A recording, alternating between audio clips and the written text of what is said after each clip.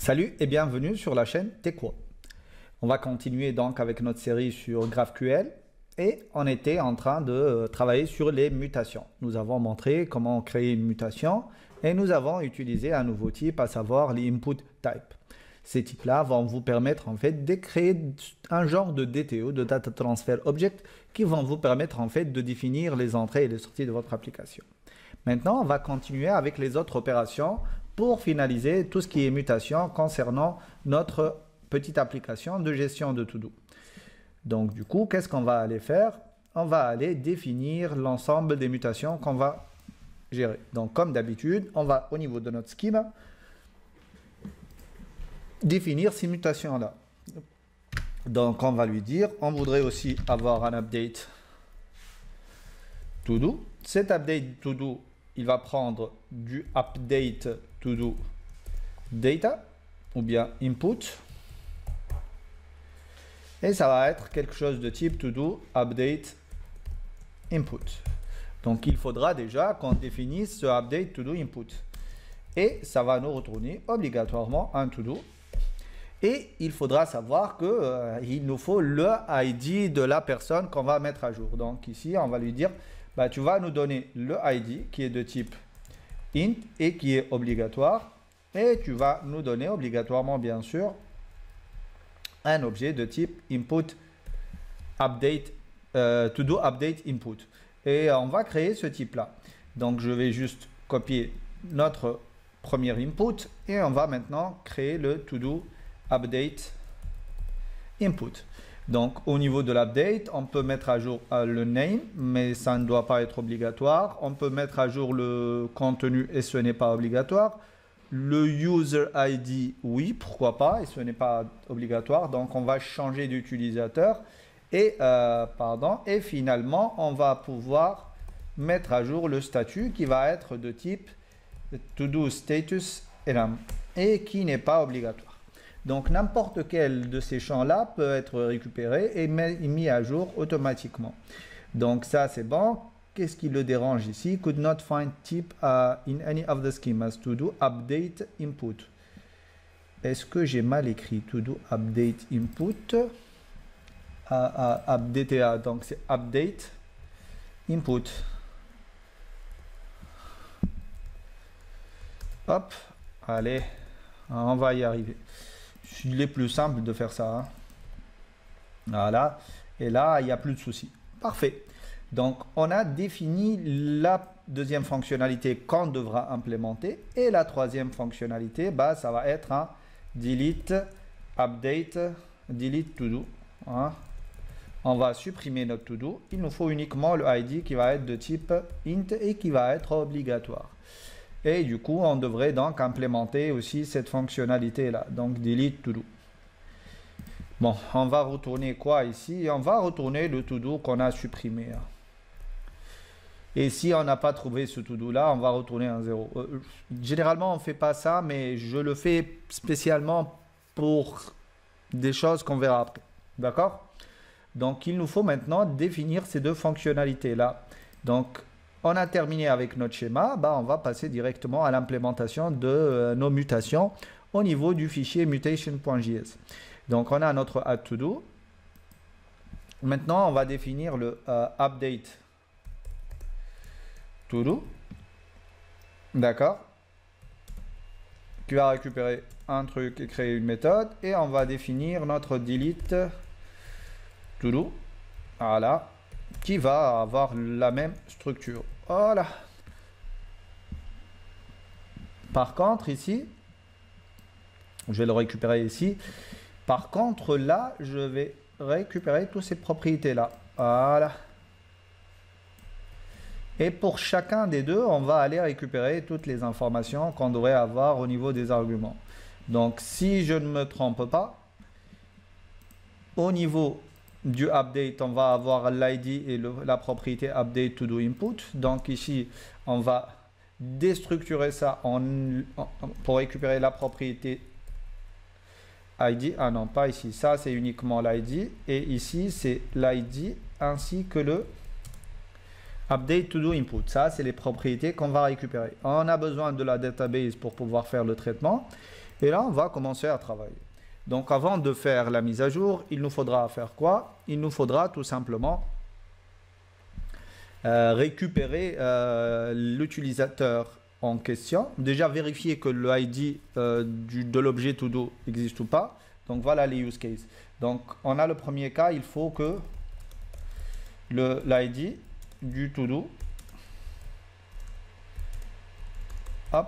existe. Ça, c'est le premier cas d'utilisation. Le deuxième cas d'utilisation, c'est quoi? Il faudra vérifier qu'on a un user ID et que ce user ID correspond à un user. Voilà, ça c'est les deux cas en fait qu'il faudra gérer. Donc on va aller écrire ces fonctionnalités une par une. Juste pour vérifier l'existence d'un élément au niveau d'un objet, au lieu de réécrire à chaque fois tout ça, je vais essayer de créer une fonction qui nous permet en fait de faire ce traitement-là. C'est-à-dire quoi? Qui va tout simplement aller vérifier au niveau d'un tableau l'existence d'une propriété. Du coup, je vais créer une fonction, donc function exist in tab, exist in array, qui prend un array, qui prend un index ou bien un attribut et qui prend une value. D'accord? Et son travail, c'est de retourner, de faire ça en fait, de return ça. Donc return tout ça. Et au lieu de db.users, ça va être notre quoi? Ça va être notre array. Et au lieu de users, ça va être élément pour avoir un truc de générique. Et au lieu de vérifier le user.id, on va vérifier le élément de id, plutôt de attribut. Égal à tout simplement à notre value. Voilà. On ne va pas faire une égalité stricte, on va faire juste cette égalité là. Voilà. Et maintenant, on aura à créer des fonctionnalités beaucoup plus simples. Du coup, ici, qu'est-ce qu'on va faire? On va tester if quoi? If not exists in array. Et on va lui passer le db.users. Ensuite, on a besoin de l'attribut qui est le ID. Va chercher dans la propriété ID. Et la valeur qu'on est en train de chercher, c'est add_to_do_input.userID. C'est cette valeur-là. Hop. Comme ça, pas besoin de réécrire à chaque fois toute cette fonctionnalité-là. Donc, si ça n'existe pas dans ce tableau-là, tu vas faire le traitement nécessaire. Voilà, ça c'est bon. Et du coup, ça va être beaucoup plus simple au niveau de notre update to do. Donc déjà, il faut que l'ID du to do existe. Bon, ici, il y a une petite différence, c'est que on va récupérer la propriété, l'objet lui-même, et on va essayer, on va le modifier. Donc, on n'a pas à faire cette fonctionnalité-là. Du coup, qu'est-ce qu'on va faire? On va essayer de récupérer l'objet. Et si l'objet il existe, c'est bon. Et si l'objet n'existe pas, eh ben, on va juste retourner une erreur. Mais on peut aussi commencer par vérifier qu'on a un user ID et que ce user ID correspond à un user. Donc, avant d'aller chercher tout ça. Donc, du coup, qu'est-ce qu'on va faire? On va faire ça. On va commencer par cette première fonctionnalité. Donc, on va lui dire quoi? If le update to do input point user ID, si on a une propriété user ID, et si et que cet utilisateur n'existe pas dans la liste des utilisateurs, not exist in array, on va lui passer le db.users, la propriété ID, et notre champ, donc update.userID. Donc si on a à changer le user ID et que l'ID il n'existe pas, bah, on va retourner une erreur. Et donc ça va être exactement la même erreur qu'on a ici. Hop. Et voilà. Else maintenant. On va aller chercher notre to-do. Du coup, on va lui dire bah, const to-do égale à db.todos va me chercher ici .find. Et là, on va lui dire bah, pour chaque to-do item qu'on a dans notre liste de to-do, va me chercher le premier to-do item tel que le to-do item. To-do item. On cherche par ID, donc point ID égale le ID qu'on vient de récupérer. Point virgule. Et ici, on va tester. Donc, if not to do, on va relancer une erreur pour dire bah le to do il n'existe pas. Le to do, même ça, on aurait pu le mettre dans une fonction d'ID $id. Hop, n'existe pas. Ok. Else maintenant, qu'est-ce qu'on va faire? Eh ben, on va récupérer toutes les propriétés qu'on a dans le update to do et on va mettre à jour notre objet to do. Donc ça, on peut le faire en bouclant sur les propriétés. Donc let, par exemple, key in update to do input. Et à chaque clé qu'on a récupérée, on va lui dire bah, que todo.de key égale à quoi? Égale update de key. Prends toutes les clés que tu as, puisque toutes les propriétés sont optionnelles. Récupère toutes les clés que tu as et mets à jour toutes ces clés-là au niveau de notre to-do. Ensuite, qu'est-ce qu'on va faire? On va faire juste un return du to-do en question. Donc, je reprends. Qu'est-ce qu'on a fait? On lui a dit, va vérifier que le user ID existe. Donc, on a une propriété qui s'appelle user ID parce que les champs sont optionnels. Du coup, on peut avoir une modification sans toucher au user ID. Donc, si on a un user ID, si on veut modifier le user ID, et si ce user ID n'existe pas dans la base des utilisateurs, eh ben, tu vas nous dire que l'utilisateur d'ID user ID n'existe pas. Donc, on ne peut pas faire de la mise à jour. Sinon, va me récupérer le to-do à modifier. S'il n'existe pas, bah, dis-moi qu'il n'existe pas. Sinon, s'il existe, bah, pour chaque clé qu'on veut mettre à jour au niveau de notre update to-do input, va récupérer la valeur du champ à mettre à niveau et remet-le dans notre to-do. Et retourne ce to-do là. Vous voyez? Donc, on va tester si ça marche ou pas. Donc, on va aller au niveau de notre mutation. On va créer une nouvelle mutation et on va lui dire je veux une mutation. Bon, je dois mettre à jour pour qu'il recharge le nouveau schéma. Donc, va me récupérer ma mutation.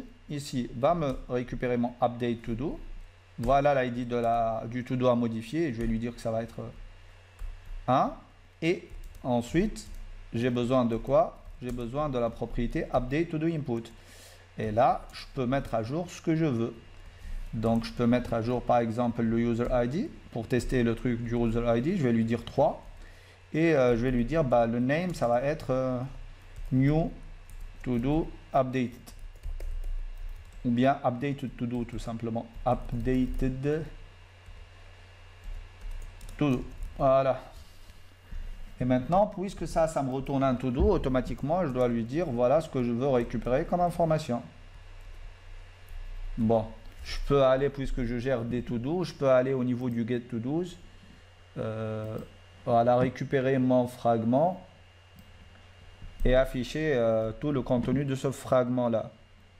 Donc, add to-do, je vais avoir mon fragment. Non, c'est pas le add to-do ici. C'est au niveau du update. Tac, on a notre fragment. Et ici, je vais lui dire, bah, affiche-moi to-do data. Tout ce qu'il y a dans ce fragment-là. Pardon. Et on lance notre, donc, end to-do input is not defined. End to-do, c'est quoi ça? Add to-do input is not defined. Qu'est-ce que ça veut dire ça? Message, update to-do.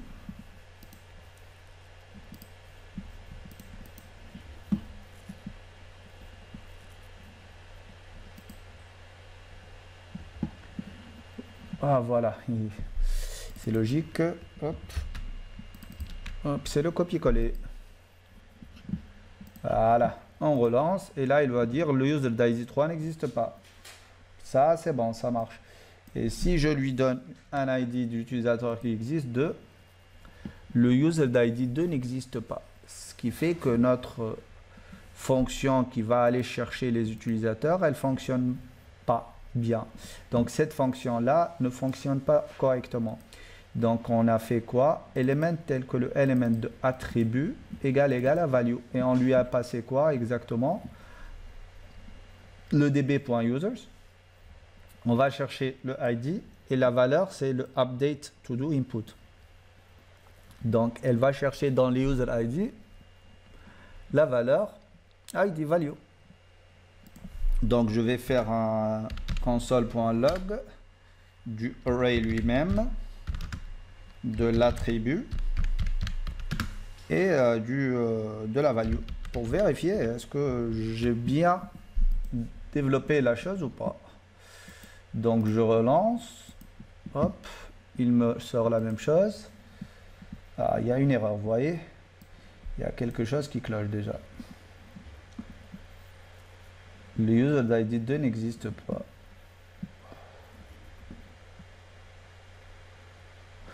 Voilà, on a ces deux éléments. C'est quoi un? Ok, donc attribut, c'est quoi I1? Pourquoi il me dit 1? Ah, l'attribut c'est une chaîne de caractères, ça doit être une chaîne de caractères, donc c'est normal. Donc ici je vais lui dire bah, ID, c'est pas la valeur de l'ID en fait que tu vas aller chercher, mais c'est une chaîne de caractères qui correspond à la valeur ID. Et oui, c'est normal. Vous voyez quand on fait rapidement les choses? Et vous avez votre élément qui a été mis à jour. Donc mise à jour avec succès. Donc on a l'utilisateur d'ID 2 puisqu'on a modifié l'utilisateur. Update to do, ça marche et tout est. Donc maintenant on va faire la même chose mais pour la suppression. Donc du coup on va aller chercher les éléments à supprimer. Donc on va écrire la méthode delete to do. Bon ici puisqu'on veut récupérer la méthode delete to do, donc ce qu'on va aller faire c'est qu'on va aller chercher l'index du to-do et on va faire un slice. Donc c'est la on va pas faire de filtre mais plutôt récupérer pour pouvoir récupérer l'objet to-do à supprimer. Donc ici on va lui dire quoi? On va récupérer une constante qui va être notre index ou bien index to-do et ça va être quoi? Ça va être un db.todos.index of.